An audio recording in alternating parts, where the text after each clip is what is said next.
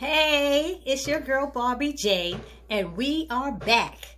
We are back talking about Genius Aretha. Now, I told you guys in the first, this is the final part, but I told you in the first part that once I watched the entire series, I would come back, give a recap, and give my feelings about it. But I'm also going to ask you some questions as well, because there was, and I want you to leave the questions in the comment section, because as we all know, there was a mess going on about this series coming out and the family not wanting them to put it out. So in part one, I did read off some information, but I did have a follow-up. I do have follow-up information that the family also gave. But remember, we're talking about Genius. It has Cynthia Erivo, Malcolm Barrett, Courtney V. Vance, T.I., you know, all the guys. But, hold on. I had to put the papers down. But I was reading online and I saw something from E.T. Canada. And one of the questions they were asking is, are you surprised Aretha Franklin's family is protesting the Genius series? But I have other questions I want to ask after I do the recap. But I want to show you what the family sent. The family sent out her son, K-Cal Franklin. He sent out a response saying, what we found out in the past is that usually when people don't want to work with you, that is a prelude to some type of unprofessional behavior or a prelude to some type of untruth or slander. So we're not quite sure where we're going, what we're going to see in this series. So this is her son saying this. This is about common, decent respect for our family. If I was to do a movie on your family, I would try and speak with you, your sons, your daughters, grandchildren, and people like that. And we just never felt like we got a shot to speak to them freely from my heart about our family member. So this is what Aretha's son put out. Okay, I think he's her son, Ketcal. Is he the son with the tour manager, King Cunningham? I'm trying to remember if that's the one. And anyway, so National Geographic wrote back and they said, we think we have a shared goal here to honor and celebrate the life and legacy of Aretha Franklin. We can tell you that everyone who worked on Genius Aretha approached telling her story with the intention to respect Miss Franklin in every aspect of the series and in every decision we made. The studio worked diligently to maintain the endorsement of Aretha's estate, which we are grateful to have. Attain the endorsement, of Aretha's estate. So, and they ended with, we worked with many people who knew Miss Franklin, from Clive Davis to members of her family's estate. Who's her family's estate if it's not her family? I'm confused about that one. And to make sure we told her story in an honest and authentic way. This series is called Genius. It is a tribute to Aretha's genius, something we hope we can all celebrate. And that is important, you know, and with them saying genius, they shouldn't be trying to put her in a bad light in any way, because if they're celebrating that genius in her, that's what they should be talking about. But to me, it seemed like a lot of it was about her daddy. But what else? There was something else. Oh, so I'm going to get into the basic recaps, and then at the end, I'm going to have these questions that I want you guys to answer for me. So briefly, in episode 1, I tried to highlight the parts to get us through it because I didn't want to have a long review here.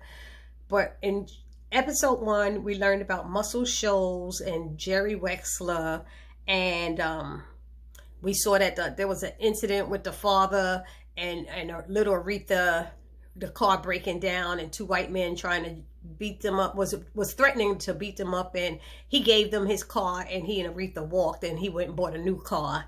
So that just showed how much money he had.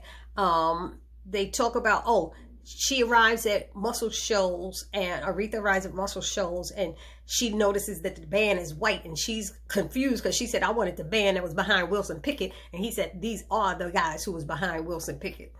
So she was shocked to learn that. they kept going back and forth. You know, the flashbacks for youth and when she was younger and when she was older. And they showed a scene with her going toe-to-toe with Diana Washington. Dinah Washington at an event at her father was thrown at his house because he always had parties and he loved the women. So they was like, wow, she could really sing. And I think she sang What a Difference a Day Makes or something. Anyway, so little Aretha follows. You find her copying off of what people do.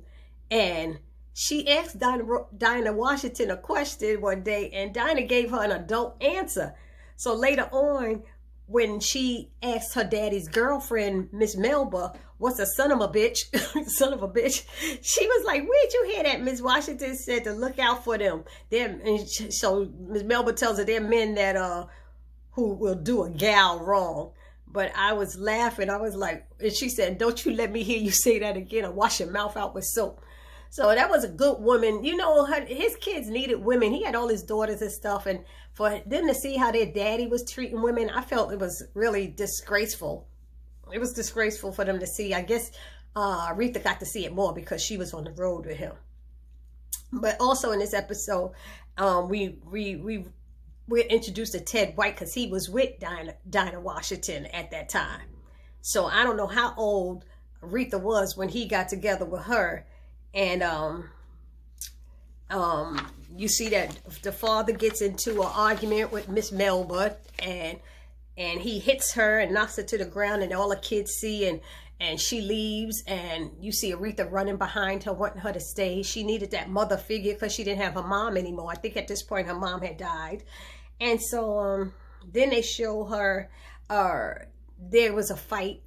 Her husband got jealous of one of the band players, one of the guys in the band, a white guy, and they ended the recording session real quick. And the owner of the band or the head of the band came to the hotel room and got into a fight, tore the place up, and Aretha leaves. She leaves him and she goes back to Detroit. She goes and get a new booking agent because I think her husband, Ted White, was her booking agent for that time. So that's basically what was episode 1. And then episode 2 was, they called that one Until the Real Thing Comes. And her song is climbing the charts. That's Respect is #1. She makes sure she got up on stage. I like this part because she got up on stage with her pocketbook in her hand and said, I make sure that I get paid before coming out on stage. She said, that's real respect. I said, hey, you better tell her, girl. And then that's when she got crowned Queen of Soul, which was amazing to her. So, but when she goes back in the dressing room and removes her makeup after that, you see the mark where her husband had just beat her. Ted had just beat her before she came out there. So that was disappointing to find out that she was abused. You know, I don't know. And we meet Reverend C.L. Franklin. Oh, not meet him. We see that he's part of the gospel caravan. So I'm not sure if he ran it or she did, but this is in Tennessee, 1954, and they show little Aretha Franklin singing Amazing Grace. And then she, when she gets off stage, another singer sings and she's watching her. I think it was Miss Clara. She watches everything she does. And she was like, Miss Clara, I want to be just like you. She was 12 years old then. And she's like, no, baby, you just got to, you know, she told her what she should do to be great, to study those singers that she likes, you know. And that's what she was doing. And she copied everything Miss Clara was doing. And she followed it. And that's how she learned to do some things. We learned that her husband was a pimp. Ted was a pimp. And he did that to pay some of the bills. And her father sent money as well. And what else? She did see her father in a hotel room partying and making out with 2 women. And then she had her first drink, which was a Shirley Temple. And somehow she ended up pregnant after that. On that road trip, she ended up pregnant. We don't know who did it. It was never told. I know allegations were made back in the past about her father because they said, did you see the way her father was looking when she said that? And he didn't want to go searching for the person who it was. He was like, just let's say it was God's plan. I don't know if that's true. I'm just saying that was stuff that was floating around. But anyway, she always wanted to be on the Steve Allen show, and she was able to do that. So she ended up on the Steve Allen show, which was her dream, and it happened. Episode 3 was Do Right Woman, and it started with 1967. That was about a month. They said after she was crowned Queen of Soul, and she was leaving her studio, and she saw that first bit of police violence, I guess, right up front, and how they abused this man who just wanted her to sign his album. And what else? Detroit, Aretha. So I tell you, keep doing these flashbacks, so it was driving me crazy. I wish they would have just told her story from beginning to end instead of having all the flashbacks. But it flashed back to 1955, and here's Aretha holding her newborn baby that she had. I don't know if she's still 12 at that time, or had she turned 13. And then a new choir director comes to stay with them at home named James Cleveland. But they had James looking at him all side and looking at her smiling. I said, don't mess with Reverend James. Don't do that to Reverend James, honey. Because I grew up on James Cleveland in my house. My daddy loved him some James Cleveland. My daddy could sing probably just like him. But anyway, then we see that Aretha gets involved with Dr. King during this episode. And she goes on to the Alan Bachman show, and she says she speaks her mind, how she agrees with Dr. King, and they asking her, is she feeling pressure to do something and work with him? And she said, no, it's not pressure. She said, it's an opportunity I have to do this. So that was good. There was the riots. It's now 1967 is the riots in Detroit, and Dr. King is at their house, and Aretha says she's going to join him along with, he said he had Harry Belafonte and Joan Baez and all of them singing, so she wanted to be down for the fundraising. Little Aretha, they show her back on the gospel caravan circuit with her daddy, and I guess her baby's home with grandma. I think they call her Big Mama. That was Pauletta Washington, right? Denzel's wife played their grandmother. I love her. She's a wonderful actress. She did a great job in this movie. So did so did Courtney B. Van. Courtney played that part as her daddy really well. Aretha, while she's at the caravan, she's mimicking this little, I call them a dwarf, the little short people. Well, I forgot what the name is for them, but I'm gonna call her a little dwarf. I forgot what her name was. Do I have her name here? But she took her to go see Sam Cooke. And Aretha knew Sam Cooke because Sam Cooke had been to her house or her daddy's church or something like that. So they snuck in a club. She put on makeup and got her dressed up, and she went in there to see Sam Cooke sing. And I think at that time Aretha was only 13. But when she left out of the club, she had Sam Cooke's jacket on her shoulder. And who was out there drunk but her daddy busted her. So he was upset with her, but he never penalized her. She sang that next Sunday. Wherever they were, she sang, and she had the jacket on, and the father gave it back to her, let her wear it while she sang, and she was singing, and she did just what she told that dwarf she was doing. She sang, what was that song? She said, just a closer walk with thee, grant it, Savior, if you please. And that's a slow song. Next thing you know, she done jazzed it up. It's like, daily watching there me. Whatever she did, they sped it up, and she took the jacket off and threw it on the floor and walked across the stage and started singing the jazz of Virgin. I said, this is too cute. But that's what the lady said. I guess she was imitating Sam Cooke at that point. He must do that in his shows. But the lady told her, find the people you like and imitate them. Okay, episode 4 was Unforgettable. And that one started with Aretha is singing with the Inspirations.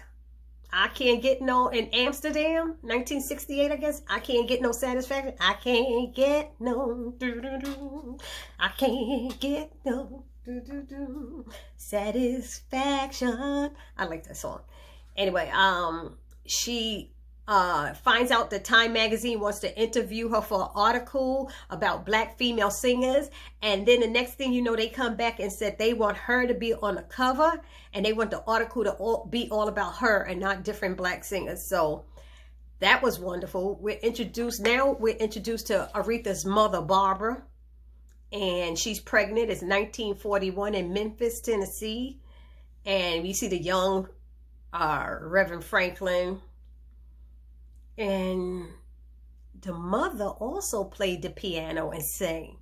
So that's what, I think somewhere in it, Aretha did say she learned a lot of that stuff from her mama. Not that she had a mama in her life for a long time, but I guess it's in her genes that she did. And her name was Barbara, like I said, Barbara. And then a reporter, the reporter has a dinner, so it flips back. Like I said, it keeps flipping back. I'm trying to keep it together. But let me just stay with Barbara. Barbara was in,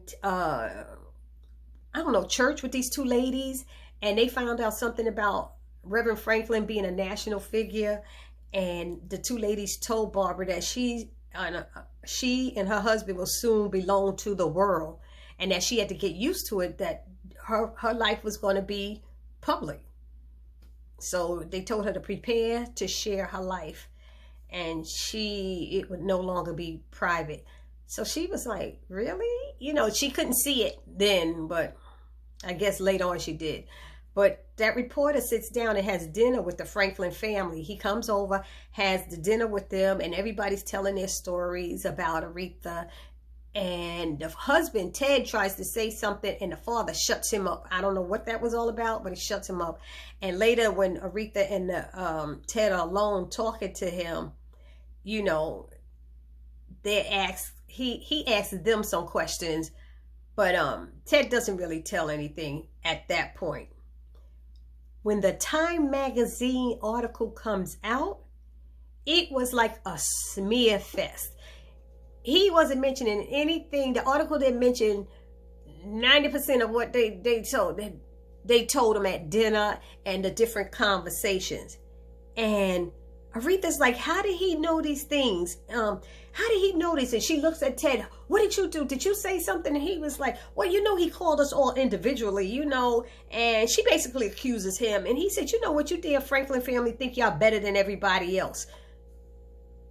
And that's when she realized he's the one that said it, and he probably was hating on her and told a lot of personal things in that article. And it's probably still somewhere online from back in, 1968? Anyway. Then, what else happened? It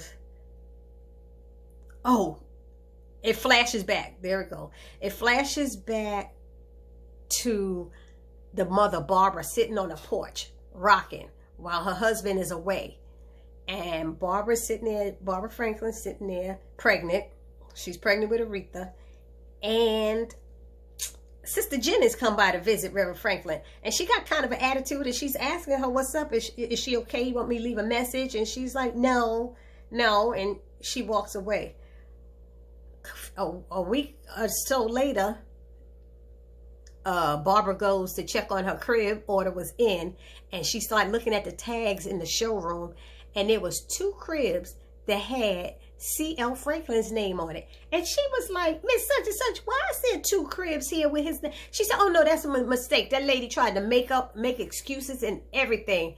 And it boiled down to it after she done pulled it out of that lady, and in the sweetest way a first lady could. She got it out of her, and that lady said, I think Sister Jenna's daughter is pregnant too. And come to find out, her husband got 13-year-old Sister Jenna's daughter pregnant. Now, how old is this man, and he messing with a 13-year-old? So, Barbara is like torn up. She's torn up. And what happens? Franklin comes.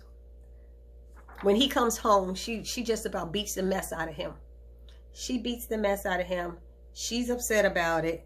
She slapped him. I shouldn't say beat the mess out of him, but she slapped him. You promised. I can't believe you did this.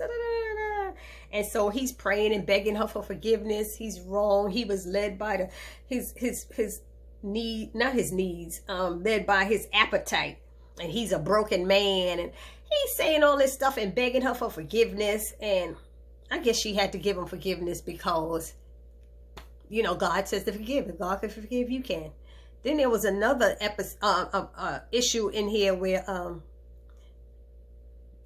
Melba, her sister, Aretha got irritated because her sister did Son of a Preacher Man. After Aretha said she didn't want to, she was putting it on the shelf, she didn't want to record it no more. It was too controversial. So her sister did it. And then later on, what happened? Aretha go behind her sister back and put it out again. Even though it was her song, I'm just like, you said you didn't want to sing it, so your sister thought it was a great song. She did it, and then Aretha went and redid another song under her. And then it ended with she's at dinner in a hotel with Ted. So, and Ted, she gives Ted a key to a hotel room, and he's like, oh, I was wondering why you had me here. And you know, and she tells him his stuff is up in there. She said, we through. He's like, no, baby. He said, we can just work this out. You know, we just go on a family trip and we work it out and fix this. He said, no, no, no, no. She said, I'm done with you. And she got up to walk away because they started arguing in a beautiful hotel restaurant, you know. And she said, he yelled, you gonna need me, Ree? She said, the hell I won't. I said, she was like, I'm done. I am totally done. So that was episode 4. Episode 5 is Young, Gifted, and Black. And it had Aretha at the poolside talking with Irma, or not with Irma, her other sister, Carol Ann. And Irma's upset because Aretha did, like I said, she released that Son of a Preacher Man. And Aretha's meets this, I thought he was a designer. What's his name? Ken Cunningham. And Cecil introduced, her brother Cecil introduced him to him. And she invites him to come to the studio to hear her play and see what she does. She learned about him. Now she wanted him to see her thing. And that's when she did that thing with the pizza box. She would put the pizza box on the piano a certain way. It changed the sound, she said, which that's amazing that a little box could change the sound. You know, and it's funny because when she was out at an event, in one of the episodes, one of the white guys, producers, was taking credit for it, and she happened to be there. Aretha said, that was my idea. That was me who did that. You know, but she started doing a lot of protest songs, and I think Jerry was a little concerned about that. So, the guy who played Ken Cunningham, I think that was T.I. That was T.I. who played him. I was like, oh, he's doing a good job. It was good. But they end up having a little fling, and I didn't realize that until I saw them kissing and stuff. But I had no idea that they end up having a child. I don't remember them showing that part in the series, that she was pregnant again with his son. With Ken Cunningham's son. Ken ended up being her tour manager, was what I learned later. So then they show, let's see, little Aretha and her mom. The father comes home and kisses. They show little Aretha. She with her mom, and the father comes home and kisses her and kiss the kids, and then he runs back out, and you hear a horn honk, a car horn, and he runs over to that car, and he gets in with another woman. He kissing her. Barbara decides to pack up her kids to move and to leave him, but before she could get them all packed up and gone, Reverend Franklin came back. It was a big fight. I think he pushed her out or whatever, and she was trying not to leave without her kids, and he pulled off his belt, and he told them kids to stop crying, and poor little Aretha was really crying. She really wanted her mother. That's why I'm shocked that she became a daddy's girl. I guess she had no choice because she really loved her mother, and she didn't want her mama to leave. But she was crying, and her mother left out. Now they show her at the event party. This is what I was talking about, an industry party, and there ain't no people color up in there but Aretha. And the white guys are congratulating this other white guy for his producer credit. And Aretha's like, where's my producer credit, Jerry? And he's like, actors, talent don't get producer credits. And so she was like, that's bullshit, you know. So she gets mad, and that's when they said about, oh, that was cool what you did with the pizza box and stuff. She said, that was my idea. I did that. You know, let's get this straight. It wasn't him. And he said, nobody gets producer credit, not even the Stones or the Beatles or the Who. So she walks out with her hands up. Black power. All the way out of the restaurant or the event. with her afro now, because she went and got a haircut. Once she started messing with King Cunningham, she went into her Black Power, you know, afro thing. And then we learned that she was fighting for Angela Davis, Professor Angela Davis, and she was posting her bail to get her out of jail. You see that Aretha and her siblings go to visit their mom. I think she had moved upstate or somewhere, and they would get a chance to visit her or talk to her on the phone. But that was about it. But I'm surprised that Reverend Franklin's mother allowed that stuff and didn't check him. Because I remember when she slapped him when little Aretha got pregnant, because she was out on that road with him and he wasn't watching her like he should have. That's why people are like, But anyway, so they showed that scene, and the next thing you know, little Aretha learns that her mom died. And she's upset about it. And the father never went to the funeral. Episode 6, Amazing Grace. Aretha's having nightmares, and she's dreaming about her mom. And her mom's been gone for 20 years, but she's still dreaming about her. Whew. So it's Los Angeles, 1973. Aretha goes and visits a church, and it happens to be Brother James Cleveland's church. And she tells him she wants to record a gospel album at his church with his choir and not her daddy's choir. And he's like, did you tell your father? No. And you know I don't want him to be involved, because then I won't be able to get who I am out. She needs to find her own way. And that's what she was working on. And without him controlling everything. Jerry Wexler comes to see the church, and the acoustics are not that good in there. You know, that he doesn't like it, and he wants her to really do it in a bigger church, but she didn't want to, like her daddy's church. And she said she does not want to do it in her father's church. She refused to. So Reverend Cleveland suggested New Zion Temple in Watts. So they said he would go. He told Jerry to go there and check it out, see what he thought about that, because she wanted to do it in the hood with her people. So we show little Aretha is pregnant again, and she's telling I don't know if he was Reverend Cleveland then. He was Brother Cleveland then, James Cleveland. And he told her, don't tell your father until you have to. And he asked her who the daddy was, but she just looked at him. So she was a private person from a child. And he told him, and this part I like, he told her, remember, he's your daddy. He ain't God. You know, his father walk around like he God, but God don't womanize like that. So I thought that was an important part to say. So at New Zion Temple Missionary Baptist Church, Aretha decides she's going to produce an album with Jerry. But then when her father tried to get involved, she wanted to not do it. And she had given up. But then she went back and decided she's going to do it. So they told her she was going to get producing credit now. Her and Jerry were doing it together. She was going to get producing credit, and it was going to be a 2-day recording. And she said it's going to be more of a church service than a concert, because all of his people were trying to set up all over the place. And she was like, no, you can't do that. You can't do that. So they had to work around everything she did. So the first day she sang, her siblings were there. She tore it up. The next day, her sibling, who was it? Irma told her, well, Daddy was upset. He didn't know. He said he wasn't invited. So he came the second day. And when they introduced him, he come walking down the aisle, making an entrance like, hey, it's me, you know. Instead of sitting his butt down and just being there. It ain't about you, Daddy Franklin. But he made it about himself. Clara Ward was there too. She was messing with Franklin at that time, I guess. So... and she's saying, I'm climbing higher mountain trying to get home. I think that's what Aretha's saying. Because she's saying, whatever that song was she's saying, she tore the place down. And in this episode, you show the father taking Aretha out of school. The teacher saying how brilliant and smart Aretha is. But he's realizing she's pregnant. He's saying she's pregnant and he got to take, she can't do her work and sing and do it. So it looked like he took her out of school, like she might not have finished. I'm not sure. But, and this was pregnant with her second child now.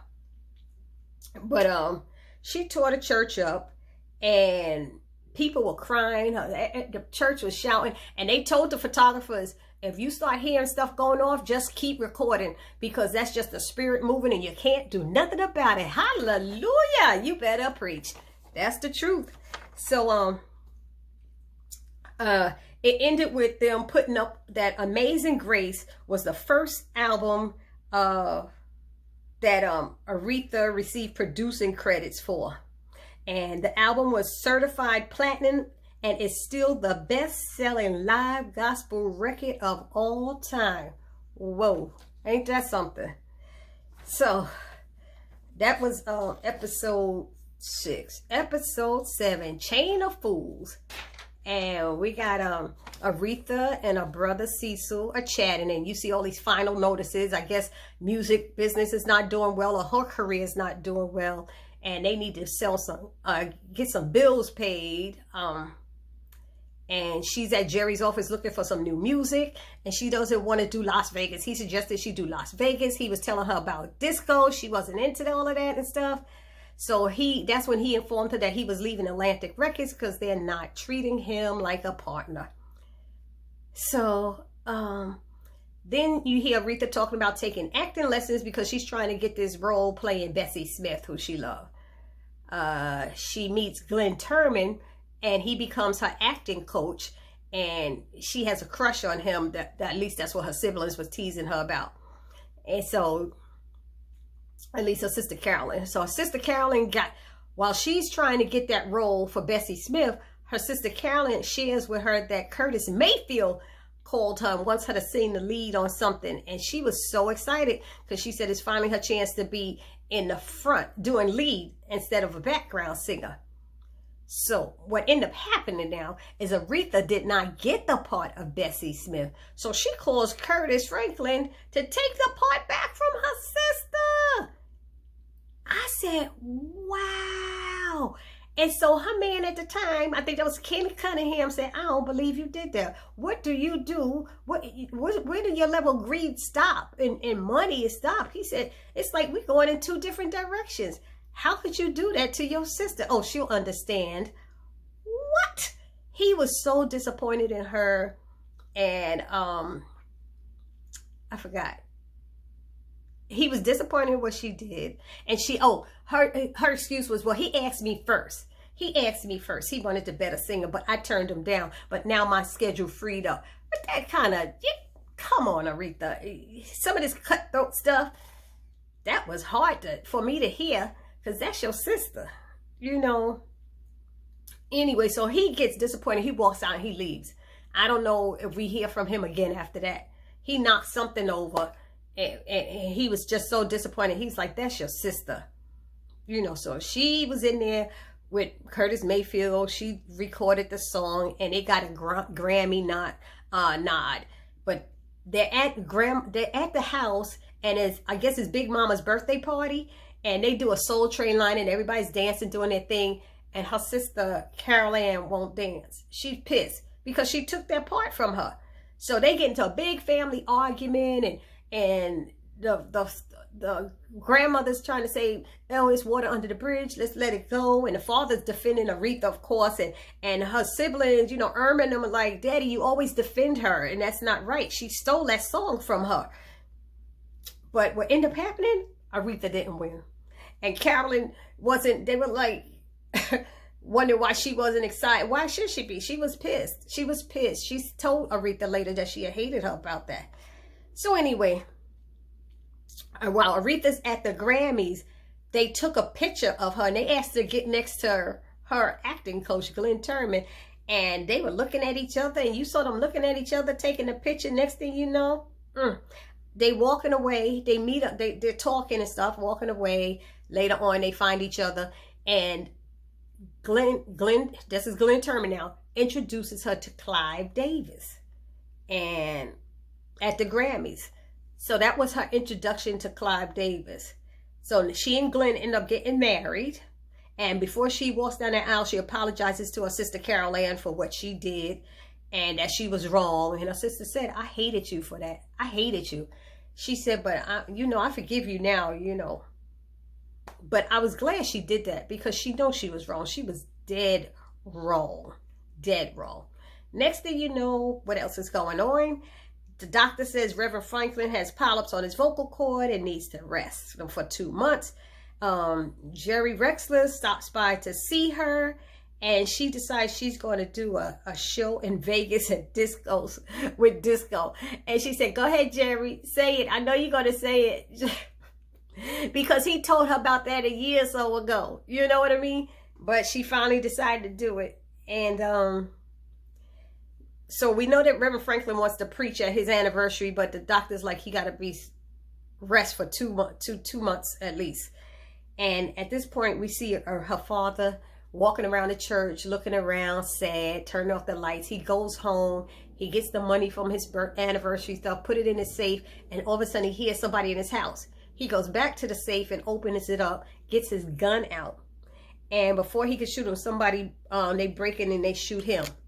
They shot him several times. So he was on, like, was it life support? No, he was in a light coma, as they put it. But he never came out of the coma. He was, they brought him home. And so episode 8 starts with, it's called No One Sleep. And it shows Aretha in Vegas singing. Her brother Cecil and her husband Glenn Turman are standing there on the side watching her. And when she gets off the stage, you show the brother tells them what happened with the father. So they rush to the hospital. The father was being rushed to the hospital. And she falls apart. Is what would happen. So she refuses to go back to California. She flew to Detroit, refused to go back to California. I think she was out there 3 weeks. Her husband, Glenn, is calling her to come back. We need you, your family, your kids, your son. I'm like, how you want to leave and your sons are there? Where your kids at, honey? Where your kids, Aretha?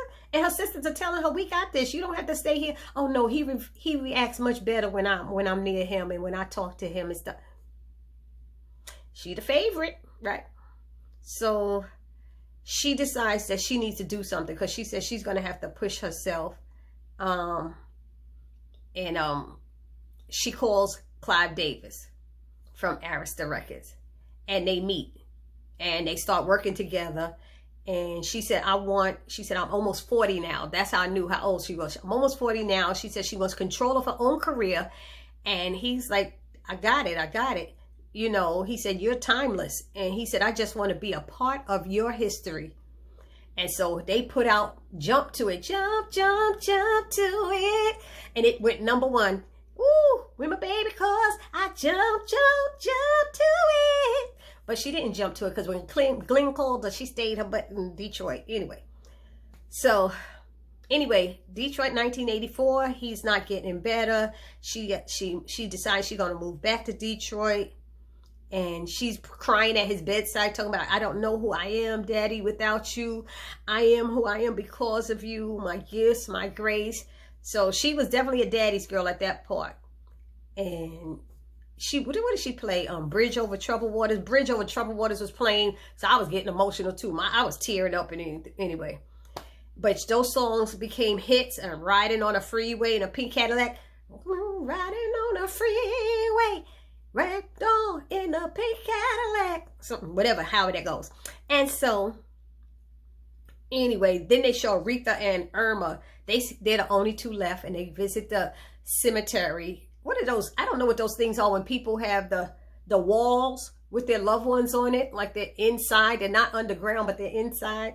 Anyway, so, and you see Reverend C.L. Franklin's there. Carol Ann is there. Reverend Cecil's there. So, all of them are there, you know, and Irma and Aretha were the only two left.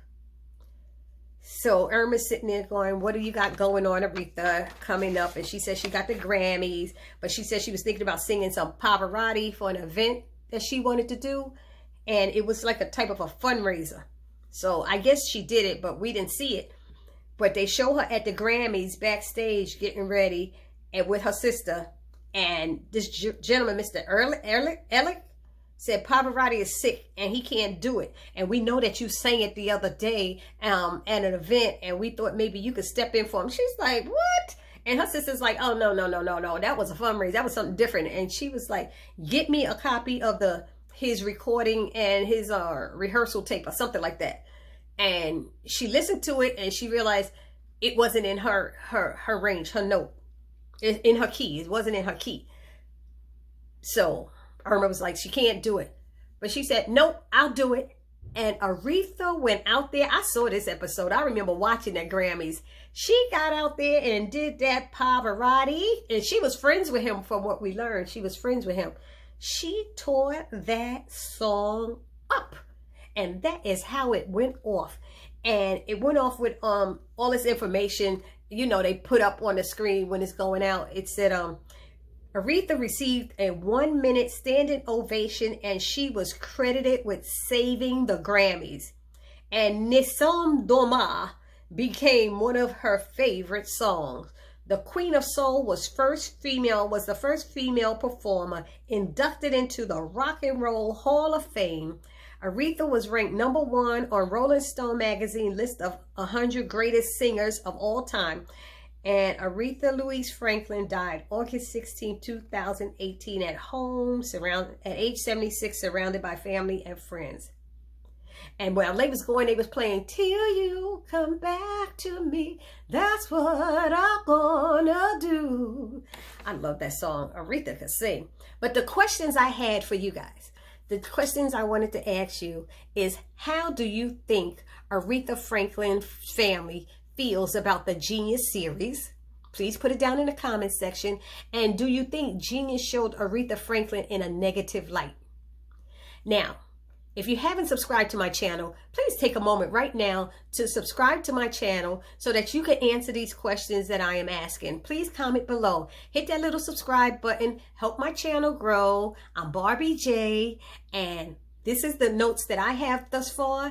If you have any other things you want to add to this review, I know it's long and I'm sorry, but I wanted to give y'all a brief recap. I don't just review. I really like to do a recap for those who didn't get to see it, because everybody doesn't have National Geographic on their TVs. Okay, so the 2 questions I would like for y'all to answer for Barbie J in the comment section, and you have to subscribe to my channel to reply. How do you think Aretha Franklin's family feels about the Genius series? And do you think Genius showed Aretha Franklin in a negative light? I don't think she was shown in a negative light. I think her daddy more like was, to be honest. And I'm disappointed at Time Magazine with that smear campaign that they did about her.